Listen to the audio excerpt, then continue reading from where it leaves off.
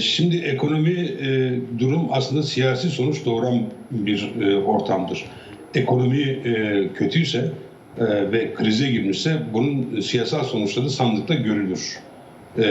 Seçmen davranışını belirleyen en önemli etkenlerden birinin ekonomi olduğunu söyleyebiliriz. Rahmetli Demirel'in tabiriyle tencere. Tencere her iktidarı devirebilir eğer tencere kaynamıyorsa diye rahmetli Demirel söylemiştir. Şimdi ben daha yakın tarihten örnekler vermek istiyorum. Seçmenin ekonomik durumu esas alarak siyasi tercihini belirlemesinin üzerine çıkabileceği birkaç faktör var. Bunlardan bir tanesi savaş halidir. Bir savaş ve askeri zafer hali. Milliyetçi duyguları çok güçlendiren bir olay bunun önüne geçebilir. İki, terör ve terörle mücadelede elde edilen çok büyük bir başarı öyküsü bunun önüne geçebilir. Bunun yakın tarihimizde örneklerini söylemek gerekirse rahmetli Bülent Ecevit'in Kıbrıs zaferi Bülent Ecevit'e 77'de büyük bir zafer kazanmasında önemli bir payı vardır. Yine rahmetli Ecevit'in 1999'da birinci parti çıkmasındaki en önemli faktör Abdullah Öcalan'ın yakalanmasıdır. Ecevit zamanında yakalanmış olmasıdır. Bunun eğer böyle bir ulusal duyguları ve diğer dini duyguları besleyecek çok büyük olaylar olmazsa genel olarak seçmenin konumunu ekonomik durum belirler, seçmenin tercihini. Böyle baktığımızda bunun da sıcak ve somut en yakın örneği 2002 seçimleridir. Yani 2002 seçimlerinde AK Parti'nin tek başına iktidara gelmesinin nedenlerine bakacak olursak bu izlediği dindar ve dinci politika evet biraz etkili olmuştur ama daha önemli faktör ekonomik krizdir. 2000-2001 krizinden mevcut koalisyonun çıkamamış olmasıdır. Bu şartlarda seçime gittiği için de ekonomik krizle hareket eden seçmen bütün iktidar ortaklığını ve hatta muhalefeti meclis dışında bırakıp AK Parti'yi birinci parti yapmış ve dışarıda olan, meclis dışında olan CHP'yi de meclise ikinci parti olarak sokmuştur.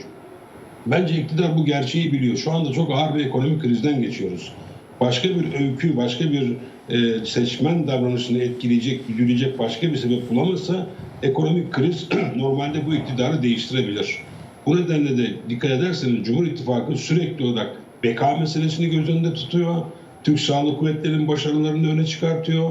Terörden, bekadan, milliyetçilikten, yerlilikten, millilikten ve dinden ve din referanslı değerlerden bahsederek siyaset yapıyor. Henüz ekonomiden söz etmiyor iktidar. Edemez çünkü.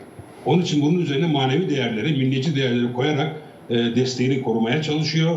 İşte darbe yapacaklar, bizi devirecekler, mağduruz, ibadet yapamıyoruz gibi söylemlerle ilerliyor. Oysa 2002'de hem bunları kısmen dillendirir hem de görece ekonomi rahat olduğu için dünya piyasaları itibariyle Avrupa Birliği değerlerinde önceleyerek destek almıştı. Şimdi bir bilgiyi de paylaşmak istiyorum. Hazır Aziz Hocam da programdayken yani hem sosyolojik hem kültürel bazı veriler sunmak istiyorum. Ben yine bu son kitap çalışmam sebebiyle Sayın Sencer Hayat Hoca'nın yakın tarihle ilgili araştırmalarını kullanmıştım. Şimdi sevgili Mehmet Tezkan konuyu açtı. Çok önemli bir konudur. Hem din faktörü hem de din içinde mezhep faktörü. Şimdi hocamın saptamaları şöyle. Diyor ki Türkiye'de seçmenlerin 4'te 3'ü Hanefi Sunni mezhebinden diyor. Geri kalanların büyük çoğunluğu Aleviler olmak üzere diğer inanç gruplarından geliyor. Şimdi AK Parti'nin seçmeni içerisinde bu kesimin payı %86. Önemli ölçüde bu kesimden oy alıyor AK Parti. Fakat çok çarpıcı bir sonuç var. CHP'nin oylarının da büyük çoğunluğu bu kesimden geliyor. Bunun oranında %70. Yani dindar insanlar CHP'ye oy vermiyorlar diye bir olay yok. Alevilerin büyük çoğunluğunu CHP aldığı gibi diğer oylarının da yani %70'i yine Hanefi Sünni kesimden geliyor.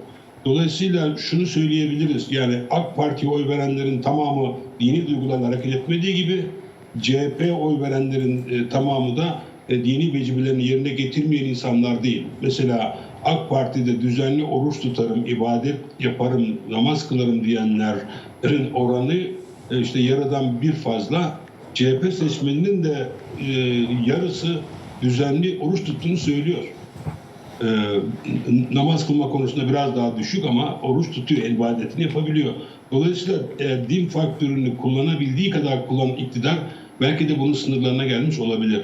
Eğer ekonomiyi güdülenmenin üzerine çıkacak bir olağanüstü hal olmazsa hem ekonomik olumsuzluklar hem CHP ve Millet İttifakı'nın somut ekonomik projelerle bu kesimlere ulaşması halinde iktidar değişikliği yaşayabilir Türkiye. Onun için olağanüstü halden de kastım şu, hani Allah esirgesin bir savaş hali gibi, çok büyük bir olay gibi Türkiye'nin ekonomi dışında değerlendirebileceği bir yeni gelişme olması gibi haller olmazsa bu ekonomik gidiş bir siyasal sonuç verir diye düşünüyorum.